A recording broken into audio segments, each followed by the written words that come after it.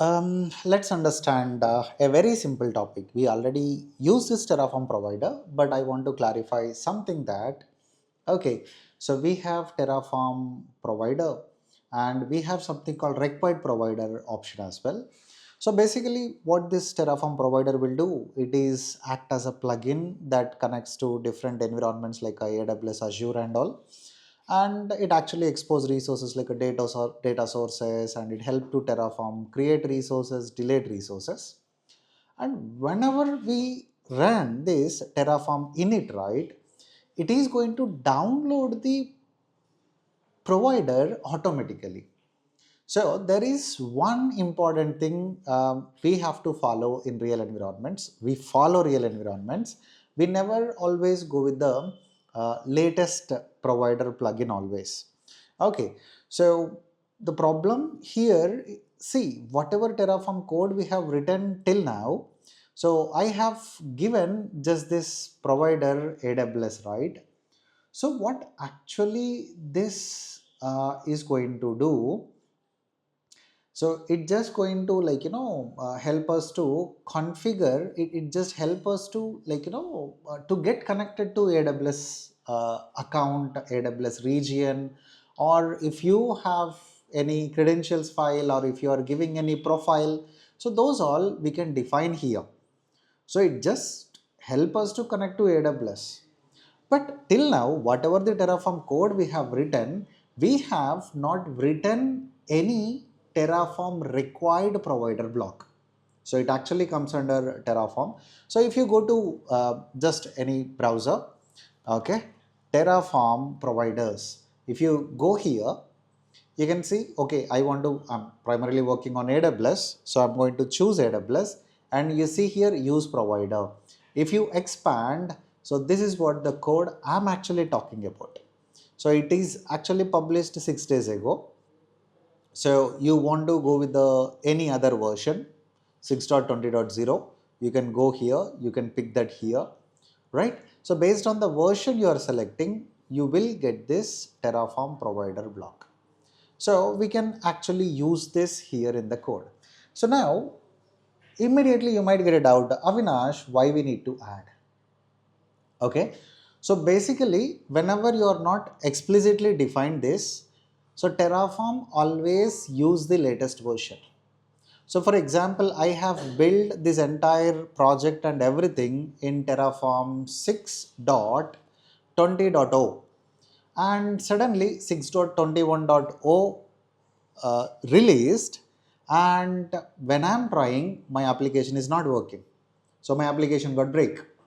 Okay, so so I don't want to get into that situation, right? So what actually we can do, we can mention, okay, I want to lock my Terraform to go with this particular required provider only. And we have these providers also from various options, like we have official provider, we have partner provider, and we have community provider. And also another important point with this provider, right? So you are using 6.20, your teammate is using 6.21, and later another guy, some senior guy who is working from so long time, let's assume he is using something like a 5.3.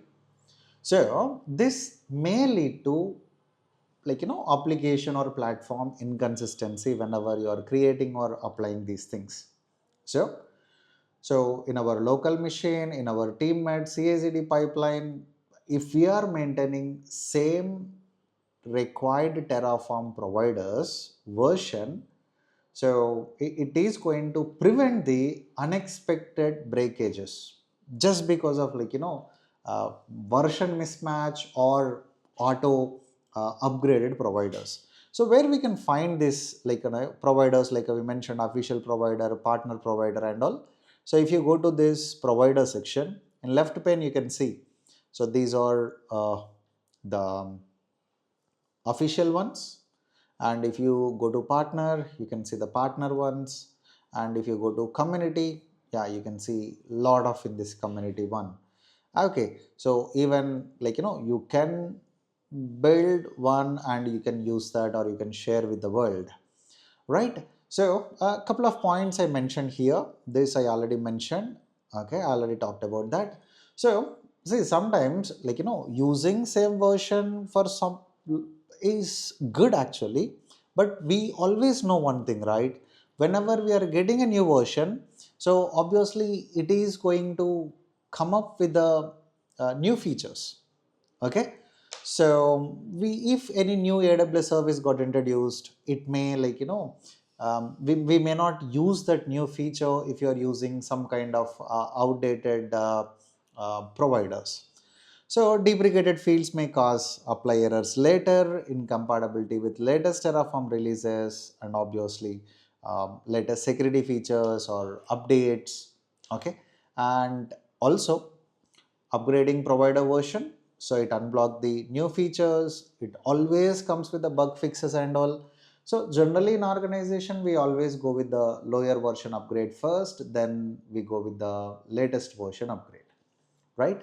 So how we can actually lock this, provider version locking? It's pretty simple. See this, um, if you are adding this here, if you are adding this required providers within your Terraform code, that's nothing but you are doing the provider version locking. Okay, so that we can always use this specific version. And obviously in our real environments, periodically we are going to review this, and we first test it in lower environments like a dev environment, then test environment, then QA, then UAT, then production. So we first test in our lower environments.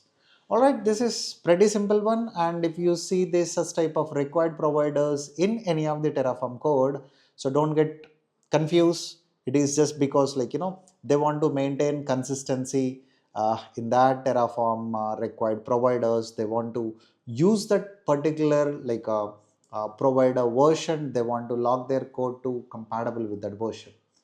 All right, so that's all about Terraform required providers option. See you again in the next video. Hope you are learning Terraform from our videos. And if you feel these videos are valuable, don't forget to share with the DevOps learners, and don't forget to subscribe. Thank you.